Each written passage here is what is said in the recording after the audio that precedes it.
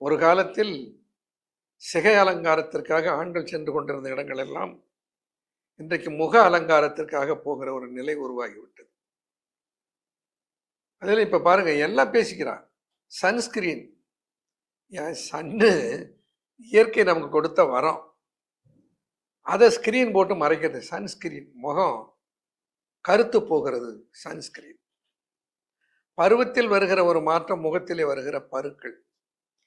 இந்த பருக்கள் கொப்பளம் கொப்பளமாக ஆகி வடு உண்டாகி பள்ளங்கள் உண்டாகி அது ஒரு நிரந்தரமான விகாரம், ஒரு மார்க்கை உருவாக்கிடுது. அதை எப்படி போக்குறதுன்னு தெரியாமல் இளைஞர்கள் வேதனை உறுகிறார்கள். இன்னும் சிலருக்கு முகத்தில் அந்த பரு அப்படியே கொத கொத கொத கொதன்னு வந்து கொப்பளம் கொப்பளமாகி புண்ணாகி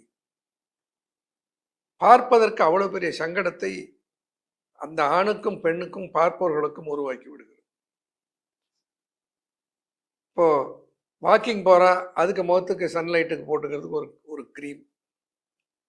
மோட்டர் பைக்கில் அலைகிறார், அதுக்கு போட்டுக்கொள்வதற்கு ஒரு தனி கிரீம்.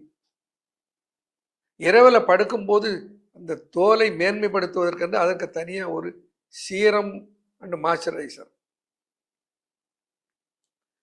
இப்படி முகத்தை அலங்காரம் செய்வதற்கென்று ஏராளமான பணத்தை செலவு செய்கிறார்கள். ஏராளமான வேதியியலில் உருவாக்கப்பட்ட ரசாயன பொருட்களை கையாளுகிறார்கள். அதிலே ஒரு நிரந்தரமான பொலிவான முகத்தை பெற முடியுமா? பெற முடியும். ஏராளமான செலவு செய்யணும். எல்லாருக்கும் சாத்தியமா இல்லை.